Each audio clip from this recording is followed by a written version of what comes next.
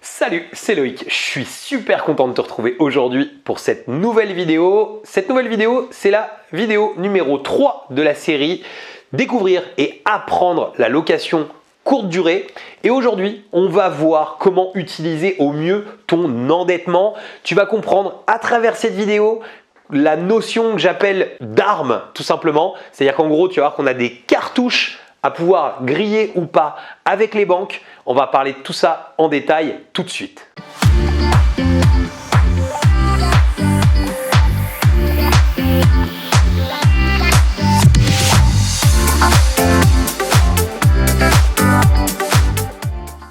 Alors juste avant de démarrer, je vais t'inviter à t'abonner à cette chaîne, à rejoindre des milliers d'investisseurs qui l'ont déjà fait. Pour ça, tu as juste besoin de cliquer sur le bouton s'abonner qui est apparu dans la vidéo ou bien juste en dessous de la vidéo, et surtout n'oublie pas la petite cloche pour être prévenu à chaque fois que je publie une nouvelle vidéo. Je t'ai mis aussi un lien vers le guide de l'investissement, ce guide PDF qui te permet de pouvoir démarrer sereinement des investissements rentables. Alors, tu vois, cette vidéo, on l'a fait avec un tableau blanc derrière. C'est parce que je vais prendre le temps de t'expliquer quelques petites choses. J'aime bien ici, ça fait partie de nos bureaux. Cet endroit avec le tableau, ça permet de pouvoir détailler des choses un petit peu différemment qu'avec des PowerPoint ou autres. C'est très pratique. Alors, souvent, j'ai beaucoup de gens qui me contactent et qui me disent: moi, la location courte durée, c'est quelque chose que je vais faire, mais pas maintenant. Je vais commencer par faire un premier investissement, je vais faire quelque chose qui va être juste rentable et je vais me prouver à moi-même que je peux faire, je ne vais pas prendre de risques, je ne vais pas me mettre à commencer avec de la location courte durée, j'ai peur que ce soit chronophage, etc., etc. Tu te dis peut-être ça aussi, toi. D'ailleurs, n'hésite pas à me dire quels sont les freins à aujourd'hui, qu'est-ce qui te freine, toi, pour te lancer dans la location courte durée. Alors évidemment, peut-être que ce mode d'exploitation ne te parle pas du tout et je peux comprendre. Par contre, si tu regardes cette vidéo, il y a des chances que ça te parle mais que tu ne te sois pas encore lancé ou que tu sois réticent à te lancer. N'hésite pas à me mettre dans les commentaires réellement ce qui toi aujourd'hui te freine, ce qui fait que tu as du mal à te lancer tout simplement dans la location courte durée. Alors concrètement, toutes ces objections, c'est des choses que j'ai l'habitude d'entendre, je les entends depuis que je fais des vidéos, je les entends quand je vais en séminaire intervenir, je les entends quand on fait des webconférences, etc. Et je vais te répondre la même chose que je réponds tout le temps, c'est que quand ça paraît difficile, eh ben c'est tant mieux, c'est qu'il y a de l'argent, parce que tout le monde ne se lance pas sur les choses qui peuvent paraître difficiles. Donc c'est tout le principe de l'entrepreneur pour pouvoir gagner de l'argent. L'argent, c'est jamais quelque chose de complètement facile. Par contre, la location courte durée, c'est apprendre un système, apprendre une manière de fonctionner. Et au bout d'un certain temps, quand tu as appris cette manière de fonctionner, bah, tu te rends compte que quand tu l'as fait sur un, bah, c'était pas si dur que ça, puis que finalement le temps, tu n'en as pas tant que ça à passer autour, et que finalement, eh bien, il suffit juste de dupliquer pour pouvoir continuer à multiplier les revenus.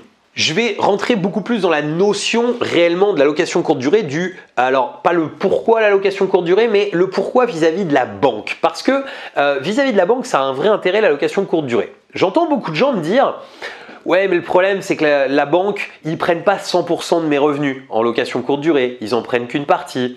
D'autres qui me disent: ah oui, mais la location courte durée, ça plaît pas, etc. Alors effectivement, quand tu fais de la location courte durée, je pense que aller chercher le crédit avec un dossier monté uniquement sur la location courte durée, c'est pas ce qu'il y a de plus judicieux, parce qu'effectivement, la banque, elle peut avoir un petit côté réticent.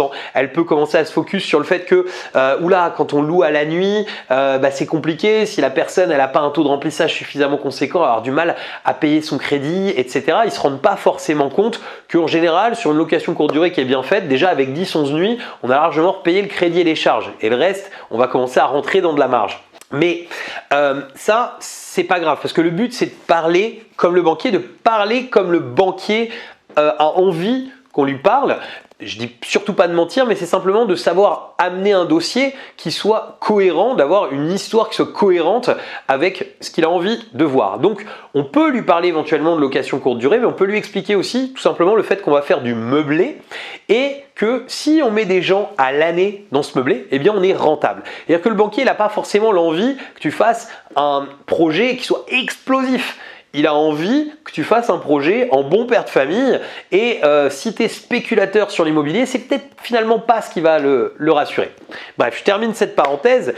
Ce qu'il faut comprendre, c'est tout simplement une question de taux d'endettement. Et il faut comprendre que quand tu as une stratégie classique, c'est-à-dire que, je sais pas, tu fais du meublé et puis tu gagnes 100 € par lot en meublé que tu mets en route, bah, en réalité, au premier lot, tu vas être à peu près rentable, tu vas pouvoir en faire un deuxième, un troisième, un quatrième, mais à un moment, ça va bloquer. Pourquoi? Parce que tes crédits augmentent, mais ta marge, elle, est toute petite. Et si ta marge est toute petite, bah, ton taux d'endettement à chaque achat va gonfler. Ça, c'est quelque chose dont on parle très très rarement sur Internet. Pourquoi? Parce que bah, c'est vrai que c'est quelque chose qui fait pas, qui fait pas rêver, quoi. Parce que si on te dit, bah, attends, fais gaffe, finalement, au bout de 4-5 lots, tu vas être relativement bloqué. Mais tu peux en parler avec plein d'investisseurs. Tout le monde a connu à un moment ou à un autre un plafond de verre, justement parce que les taux d'endettement commençaient à exploser. Alors certes, les banques sont pour beaucoup ouvertes à nous laisser passer largement les 33%, et je trouve que les 33% sont finalement un petit peu un mythe quand on sait entreprendre, quand on sait comment faire les choses, mais c'est important de comprendre. En fait, moi j'ai une image qui est toute particulière, c'est le fait de dire ma capacité d'emprunt, ma capacité d'endettement, c'est un petit peu comme des balles que j'aurais dans une arme. C'est-à-dire que on va avoir un chargeur qui va être chargé, suivant par rapport à notre situation, qui va être chargé de manière différente, suivant ce qu'on gagne, suivant ce qu'on a aujourd'hui comme en cours, suivant le loyer, suivant avec qui on est marié, etc., etc. Et on va avoir tous à notre disposition peut-être une balle, peut-être 2 balles, peut-être 3 balles. La problématique, c'est que moins on gagne et moins on a de balles dans ce chargeur. Plus on gagne, plus on en a. La problématique de ça, c'est que si tu commences avec des investissements qui ne sont pas rentables, par exemple, eh bien, tu vas très vite te griller. Et je vais te donner un exemple simple. Je vais te donner l'exemple d'une personne que je ne citerai pas parce que c'est sa situation, mais je n'ai pas envie de détailler pour la vidéo. On va rester dans l'anonymat.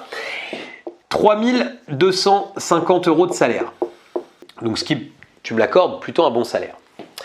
C'est quelqu'un en fait qui, avant de venir vers moi, a signé 2 Pinel. Un Pinel sur lequel il perdait en gros 400 € par mois et un autre sur lequel il perdait en gros 150 € par mois. Donc ça fait en gros une perte, tu vois, de 550 €. Donc 3250 moins 550, c'est assez simple, ça fait 2700 €. Je sais encore compter. Alors, 2700 €, donc là, si on doit calculer alors, son taux d'endettement, c'est assez simple.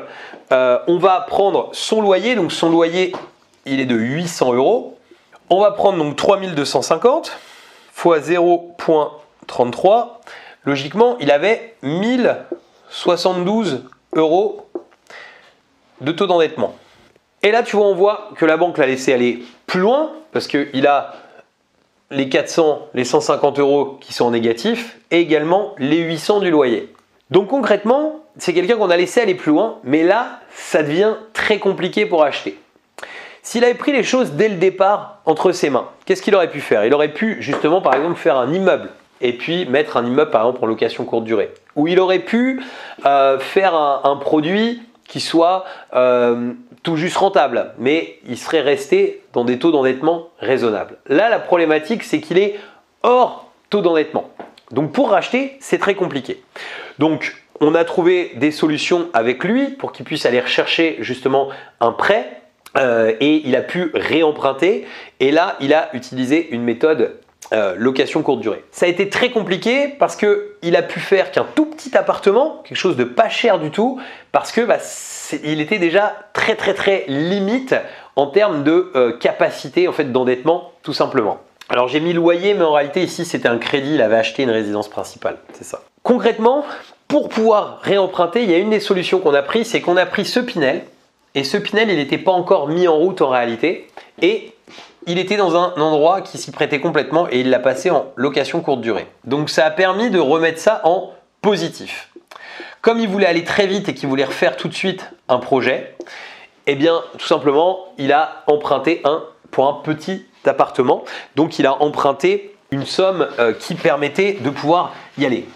Mais la photo, après ça, je vais te la refaire, c'est que c'est toujours 3 250 € de salaire, mais c'est également donc moins 400 € d'un côté. Son Pinel qui n'était pas rentable, il est passé à plus 280 €. Donc tu m'accorderas qu'en courte durée, ce n'est pas une grosse rentabilité, mais le produit n'a pas été acheté pour ça et c'est déjà bien d'être positif. il a toujours ses moins 800 de crédit et surtout le nouveau produit qu'il a fait lui ramène 620 € en moyenne par mois. Donc ce qui fait qu'il a renoué avec le côté positif. Mais effectivement la banque, parce que je sens que je vais me faire tout de suite pourrir dans les commentaires, la banque ne prend pas tout à fait ces revenus-là en compte. Ils ont tous plus ou moins leur politique suivant tout simplement leur politique interne. Il y en a qui vont prendre par exemple le montant d'un loyer classique, il y en a qui vont prendre 60 ou 50% des loyers qu'on a en courte durée. Bref, ils vont être dans différentes optiques. Mais là, de toute façon, il est un petit peu encore hors cadre et il a pas mal de crédits, pas forcément beaucoup d'épargne, donc c'est pas forcément facile d'embrayer.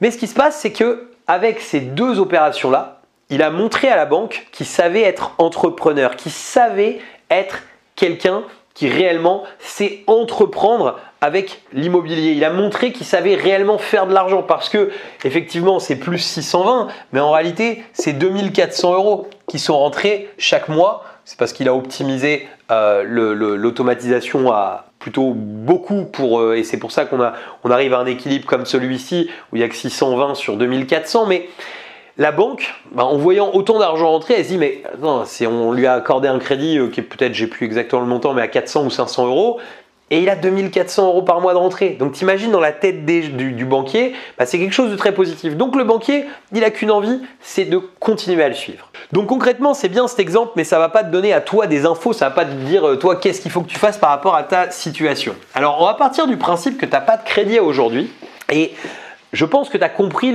l'importance de démarrer par la location courte durée. Et en fait, pour répondre à l'objection justement du fait que ce soit chronophage et qu'on préfère faire autre chose, il faut bien que tu comprennes que si tu as seulement quelques balles ou peut-être même qu'une seule balle dans ton chargeur à aujourd'hui, si tu fais un produit qui gagne juste 50 ou 100 € de cash flow, tu vas te retrouver en fait à avoir peut-être du mal à faire le deuxième ou peut-être du mal à faire le troisième. Alors que si tu démarres tout de suite avec un petit peu de difficulté, finalement, c'est-à-dire de la difficulté, toi en fait c'est pas de la difficulté mais de la formation à acquérir. Mais si tu démarres tout de suite avec une location courte durée, là ça va être très très positif pour ta situation avec le banquier, ta situation future. Alors je vais rappeler un petit peu les choses classiques, mais je te parle de courte durée, mais en réalité je vais te dire que avant de démarrer, le meilleur moyen pour éviter de griller des cartouches plus rien plutôt que de se lancer très vite, la première étape c'est de se former à investir dans des produits qui sont rentables, dans des produits surtout qui gagnent de l'argent, des produits qui font de la marge. Ça pour moi c'est vraiment la première étape. Une fois que tu t'es formé à ça, par exemple si tu choisis la location courte durée parce que tu sais que c'est quelque chose qu'on voit fort, tu t'es formé, après en fait le but c'est d'investir. Et là en fait suivant ce que tu vas choisir, tu peux même choisir si tes revenus te le permettent et si tu as monté un bon dossier. Alors quand je parle de revenus qui permettent, je t'inviterai à aller voir des vidéos que j'ai fait déjà sur les banques. Tu n'as pas forcément le besoin d'avoir, par exemple, je sais pas, tu vas chercher un immeuble qui va te coûter peut-être 1000 € ou 1500 € par mois demain. Tu n'as pas besoin d'avoir cette capacité d'endettement. Il y a la possibilité avec les banques d'utiliser des leviers pour pouvoir soulever plus que notre taux d'endettement parce qu'on va faire plus ou moins valoir les loyers futurs, etc. Mais en tout cas, la deuxième étape, une fois que tu t'es formé, c'est d'investir. Et ensuite, c'est tout simplement d'appliquer ce que tu as appris. Et une fois que tu vas appliquer ce que tu as appris, si tu as une vraie feuille de route, si tu sais vraiment de manière étape par étape comment aller du point A jusqu'au point Z, il n'y a pas de raison d'être ennuyé, de ne pas vouloir faire justement les choses qui sont les plus rentables tout de suite. Voilà, alors j'espère que toutes ces notions t'auront permis de pouvoir avancer sur ton cheminement vis-à-vis de la location courte durée, vis-à-vis même de l'investissement locatif en général. N'oublie pas donc les points importants de cette vidéo, c'est qu'on a juste quelques balles, voire même qu'une seule balle dans notre chargeur pour faire bonne impression vis-à-vis des banques, que si tu fais les mauvais choix au départ, c'est pas du tout pour faire peur que je dis ça, mais tout simplement si tu fais les mauvais choix, il va être souvent plus compliqué de rattraper une situation que de s'être formé en amont, d'avoir pris le temps de se former en amont. Mais si tu regardes cette vidéo, c'est que tu es en train de suivre cette série et c'est tout le but de cette série. Je te remercie d'avoir suivi cette vidéo jusqu'à la fin et d'ailleurs pour te remercier, je vais te mettre un lien vers un bonus spécial qui sont les 5 piliers d'une location courte durée qui cartonne. Je te mets aussi un lien pour pouvoir t'abonner à cette chaîne et un lien vers la playlist Découvrir et apprendre la location courte durée. À très bientôt pour de nouvelles vidéos. Ciao!